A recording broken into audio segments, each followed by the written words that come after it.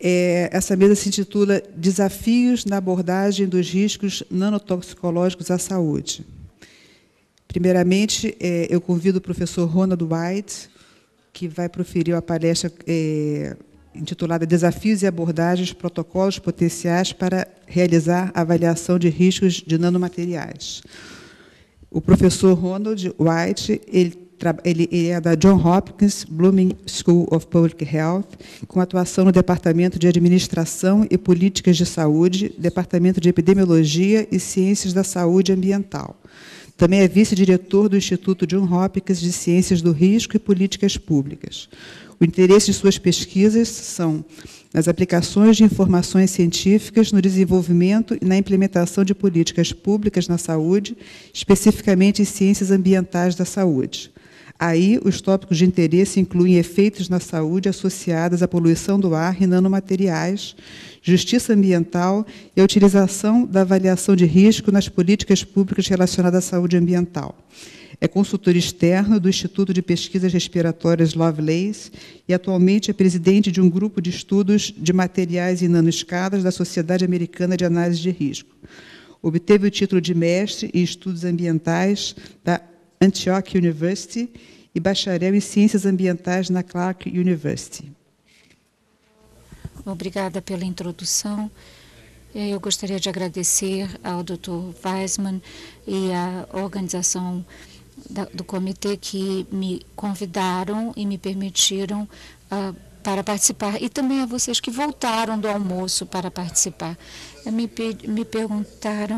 pediram para falar sobre acessar os riscos nanomateriais e as abordagens que têm sido vistas na literatura e ver quais são os desafios que nós temos visto e tentando avaliar o problema muito difícil que é lidar com os riscos do uso do nanomaterial. Eu queria começar falando por que nós nos preocupamos com os riscos da engenharia do nanomaterial. Então, aprendendo o que vimos nessa sessão da manhã, nós vimos que nós temos pouca informação do perigo da exposição e da resposta à dosagem. Isso está melhorando à medida que o tempo passa, mas a maioria dos outros substâncias químicas nós não temos muita informação. O tamanho e a forma, as similaridades para os poluentes ou compostos, especialmente na poluição do ar, em relação às nanopartículas, em termos de tamanho, e os nanotubos de carbono, em relação também ao tamanho deles. E o amianto, na realidade, é um indicador, por isso é que nós temos tanto cuidado pelas potenciais liberações desse produto. Então, nós vimos que foi visto um aumento nos produtos que praticamente triplicaram nos últimos 3, 4 anos, e parece que isso está seguindo uma progressão linear. Foi observado que esses produtos do consumidor são um dos aspectos que tem maior potencial de estar exposto publicamente e, portanto, trazer essas preocupações em relação à saúde e ao meio ambiente. Como nós temos discutido no simpósio, os nanomateriais têm novas propriedades, tipo efeitos quânticos, e a razão que estamos usando-os é porque eles têm essas propriedades novas, mas eu acho que é importante dizer que os nanomateriais, que podem ser muito parecidos na composição com outros materiais do tipo maiores, bulk, na realidade não são a mesma coisa. Isso foi discutido no Comitê Científico da Comissão Europeia, falando sobre riscos de saúde emergentes, eles disseram que o conhecimento ainda não é claro, especialmente no tamanho, e eu falei também que algumas substâncias que podem ser não ter muito risco no seu tamanho normal, grande, talvez tenham um risco significativo quando em nanopartícula. E eu queria reforçar isso porque alguns argumentaram que porque as substâncias na nanoscala, já que conhecemos as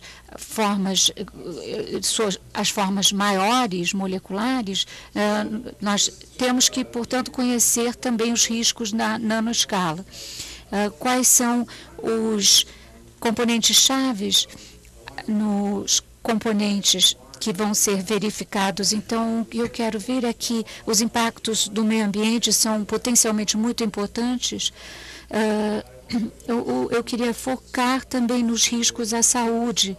É a área onde eu faço pesquisa e eu gostaria de enfatizar essa área. Então, existem 4 passos, que são os passos tradicionais na avaliação do risco de saúde, quando nós falamos na identificação do perigo. Isso foi visto nas outras palestras, a avaliação da exposição, a avaliação da resposta à dose ou à exposição, e também, quando nós combinamos essas 3 partes, nós vamos ver a caracterização do risco, que é a probabilidade ou a magnitude, a estimativa do risco de saúde humano, quando esses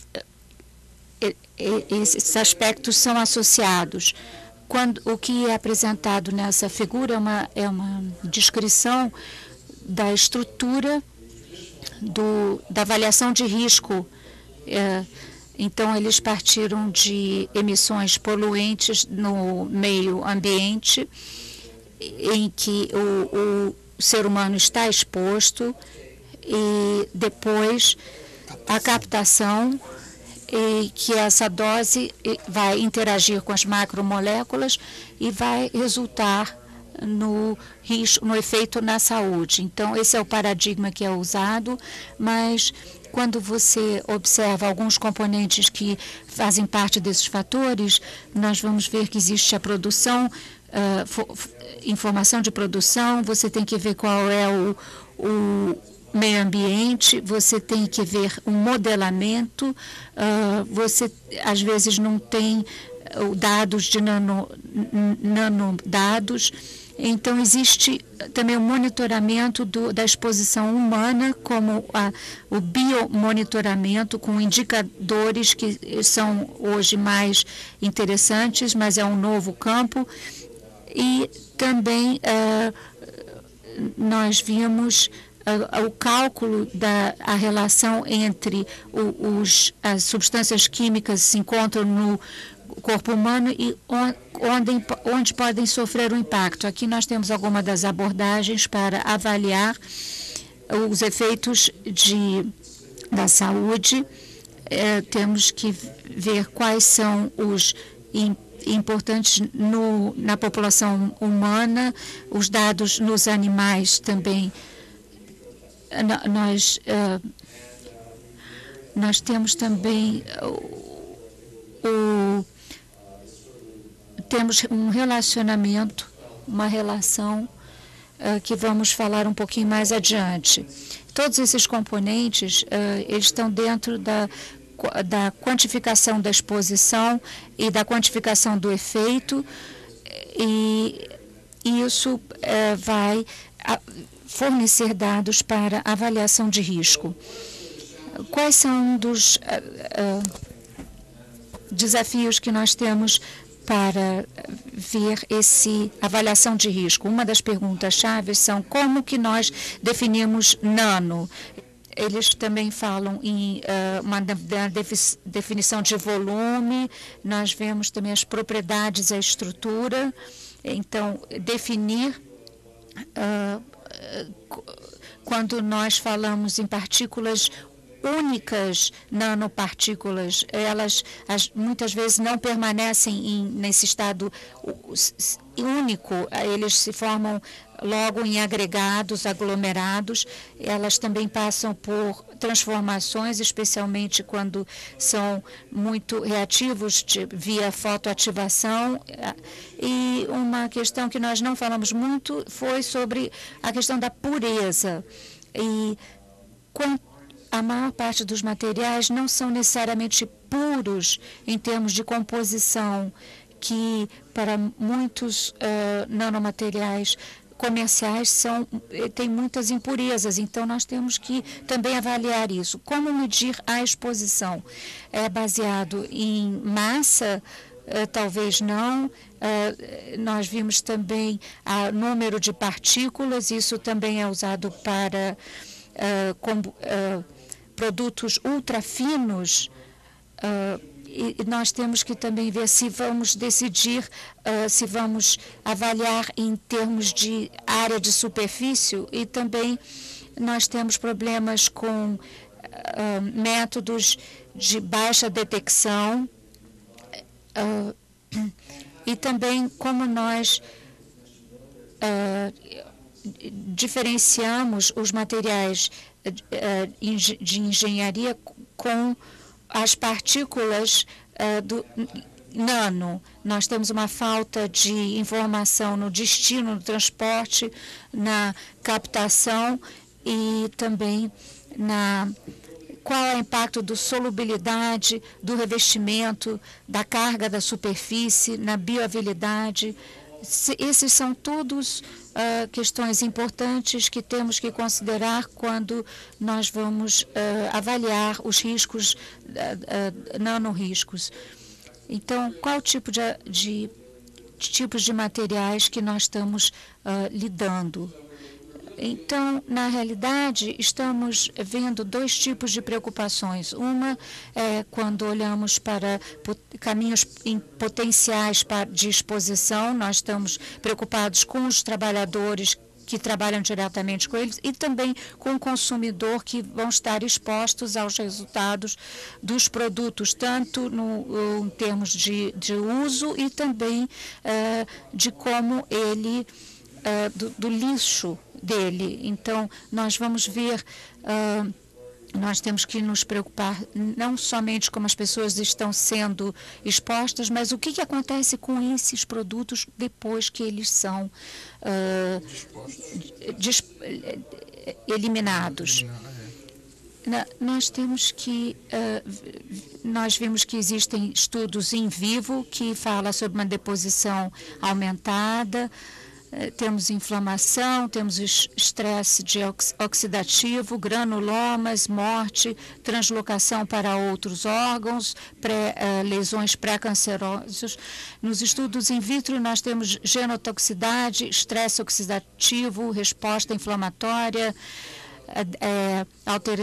alteração no ciclo das células, aumento de morte celular e também alterações nas barreiras. Mas também temos que ver outros tipos de efeitos. Esse é um estudo de Zalo de 2005. Aqui nós vemos um modelo que eles modelaram o efeito da captação do DNA se fosse a parte final do DNA. E, basicamente, o que eles viram é que tinha o potencial de alterar a estrutura do gene. Então, existem motivos para preocupação. Uma das abordagens que temos vistos para verificar esses problemas, existem algumas abordagens que foram apresentadas e vou falar cronologicamente sobre elas. Vamos falar sobre diagramas de influência, análises de ciclo de vida, vimos também o julgamento dos especialistas, vimos também transpor a toxicidade e também uma toxicologia que se pode prever. Uma das primeiras abordagens que vimos foi um artigo do Dr. Carey Morgan, do FDA, que propôs uma estrutura, é um diagrama que nós vamos tentar discutir a relação entre esses componentes diferentes. Nós temos aqui as características das partículas que estão relacionadas ao produtos e ao uso, e se nós o encontramos no meio ambiente ou não, a captação, o transporte, o destino dessa exposição ao componente, os efeitos tóxicos, o transporte levando a riscos humanos e também ecológicos. E o tempo é um fator relevante a tudo isso. Então, cada um desses componentes foram quebrados em subcomponentes. Esses são modelos de tóxico-efeito. Esse módulo aqui, que está muito mais detalhado. Vocês vão ver os vários componentes. Então, temos o tamanho das partículas, temos absorção, revestimento, composição, todos impactando a nível celular e subcelular, e depois vamos ver quais podem ser os efeitos de saúde como resultado desses, todos eles levando, impactando o risco de saúde no ser humano. Então, nós vamos ver uma relação entre o primeiro item e seu impacto na correlação com os outros elementos. Nós também tivemos um resultado de um simpósio de toxicologia que ocorreu em 2005. Eu acho que eles identificaram essas partes chaves dos riscos, que são composição química, tamanho da partícula, a exposição ao receptor, os caminhos de entrada, o comportamento da partícula. Temos, então, tudo isso sendo combinado da natureza dos efeitos e o efeito dos controles. Então, Kandekar publicou em 2007 quando os especialistas dão a sua opinião em relação a potencial das relações entre essas mecânicas em que as nanomateriais podem afetar a saúde. Aqui também, mais uma vez, nós temos um paradigma de saúde envolvendo nanomateriais e nanopartículas. Nós falamos sobre a estrutura do risco nano da DuPont. Eu acho que um dos riscos são avaliados é quando você administra esse risco, e eu acho que uma das coisas interessantes aqui é que nós vamos fazer uma interação de informação e vamos acessar e priorizar e gerar dado. E isso também vai dar um feedback para o sistema. Tem que ser um processo de feedback contínuo, enquanto que a informação que você está produzindo, os riscos que você está avaliando, tudo tem que entrar num feedback. Aqui nós vemos uma metodologia de ciclo de vida, que basicamente estamos vendo os impactos potenciais dos nanomateriais, desde da sua fabricação até você obter os componentes iniciais e utilizado, e como ele é utilizado e como ele é eliminado e o que acontece depois que ele é eliminado. Aqui nós temos, então, o ciclo de vida então, que é a sua produção, e seu uso e sua eliminação, e você tem uma metodologia de risco. E aqui nós estamos integrando essa metodologia de risco com a metodologia de ciclo de vida da nanopartícula. Também teve um conceito similar que foi proposto. Aqui nós vemos visto uma outra que está mostrando os estágios de ciclo de vida, desde os alimentos até a disposição, e depois, mas com diferentes caminhos ambientais, e depois também nós temos o transporte e o destino, e temos contaminantes primários e secundários. Existem transformações químicas e também no material, e a exposição tanto para a biota, que é a população humana, e a população humana. Joanne Shatkin falou sobre essa estrutura que ela chamou de um streamline dessa avaliação do ciclo de vida e risco, onde você vai identificar quais são os perigos e o que é importante é acessar a exposição. E aí você vai avaliar a toxicidade e você vai dar um feedback de informação quando você integrar mais informação nesse processo. Então, esses ciclos de vida se referem a um processo complexo para nanomateriais, e essa estrutura feita pela EPA mostra quais são aqui como é desafiador ver.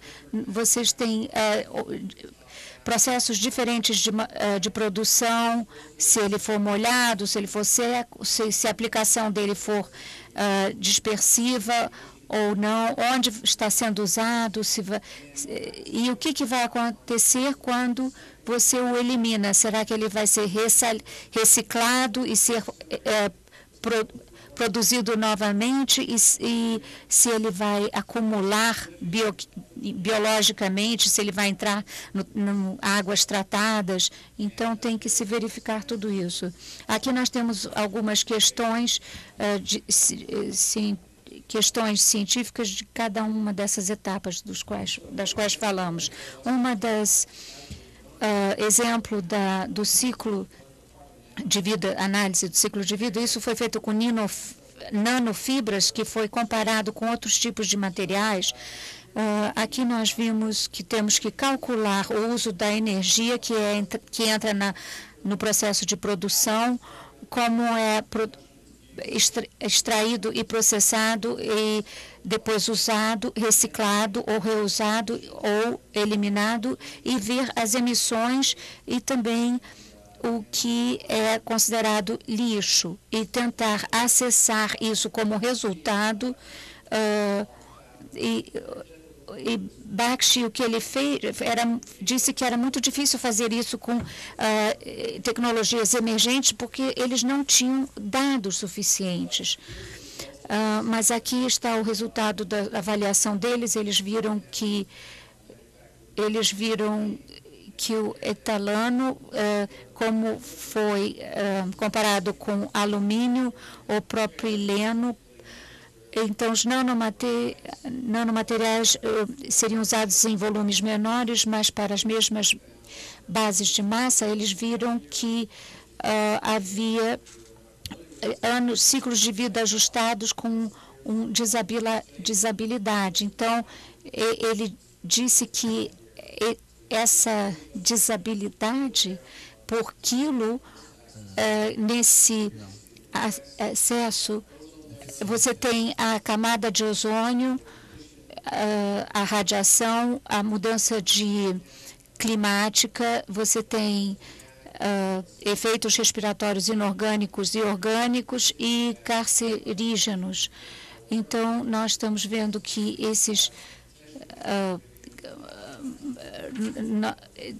os tubos de nanocarbono davam mais efeitos negativos do que o alumínio.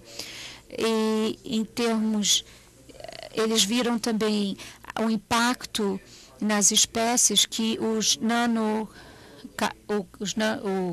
carbonos, nanotubos de carbono, tinham mais problemas, davam mais problemas no ecossistema do que o alumínio e o aço. Então, nós falamos sobre o julgamento de especialistas. Isso é porque nós não temos muita informação nos componentes desses riscos. Então, nós temos que nós temos que contar com esses especialistas. E eles viram um número de diferentes materiais que tinham nanomateriais, baterias, filtro solar, e até raquetes de tênis e outros tipos de materiais com nanomateriais diferentes passaram por esse julgamento de especialistas, porque nós vamos pedir a eles como podem pesar comparativamente os riscos. Eles vão ter que falar sobre informação de risco, quais são os dados que estão faltando, e vão colocar num ranking quais são as preocupações da exposição que estão no eixo X e o perigo que está no eixo Y. Então, nós estamos vendo aqui, por exemplo, quando nós falamos de ressonância, filtros solares eram altos no perigo e eram médios em termos de exposição. Então, esse tipo de aplicação, que são pastas de dentes e filtros solares, é que tiveram a combinação mais alta em termos de perigo e exposição. Nós temos, então, os desafios em testar a toxicidade de nanopartículas. Outros palestrantes falaram sobre isso aqui também, em termos de fornecer dados de screening previsíveis. Nós temos que ver também a opinião da Comissão Europeia Científica.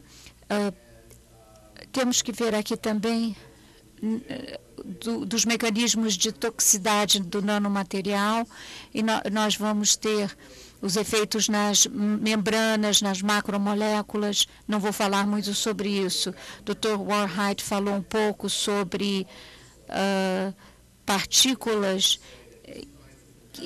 usando em partículas de quartz e outras de ferro e carbônicas, também terão que ver com essa toxicidade do nanomaterial. Falaram também sobre o modelo do estresse oxidativo, então, vendo em camadas diferentes de respostas. Então, por exemplo, nós vemos que existe talvez um papel que tem que ver com o estresse oxidativo, mas talvez seja parte da resposta. Isso ainda tem que ser avaliado. Existem também, também ver o tamanho de um material para o outro.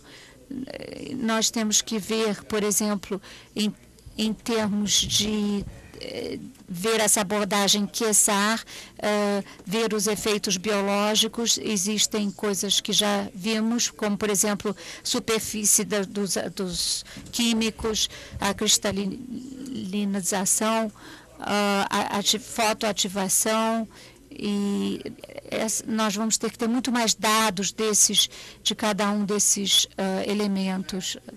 E a Comissão Europeia Científica também disse que a aplicação com sucesso depende da habilidade de derivar propriedades de novas nanopartículas de sua estrutura atômica e molecular, dando assim mais informação que vai ser priorizada. Nós vamos precisar de muito mais informação. Desafios futuros para essa avaliação do nanomaterial. O Dr. Rickman falou de 4 gerações da nanotecnologia. Esse documento é de 2006 e nós entramos agora na segunda geração.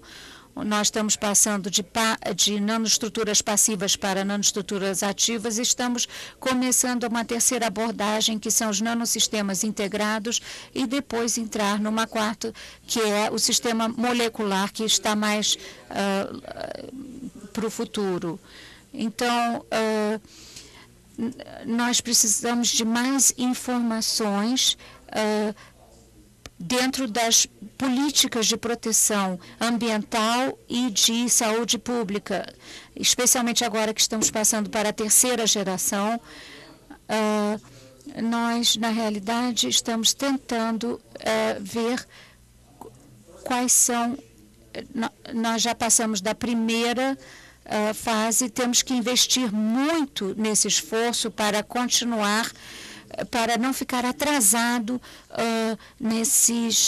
na produção futura. Então, nós temos uma avaliação de risco em nanomateriais, nós temos que entrar no paradigma clássico, que seria a análise da ciclo de vida, mais o julgamento de especialistas, porque não temos uma falta de dados, e também temos que ver o desenvolvimento de biomarcadores, o desenvolvimento de exposição de biomarcadores. Temos que desenvolver abordagens de screening, nanomateriais que podem ser mais ou menos tóxicos, então determinar quais são, e também temos que pensar no benefício, quase que o custo-benefício em termos de saúde, porque às vezes ele pode ser aplicações muito boas em termos. Então, tentar integrar o risco com os benefícios.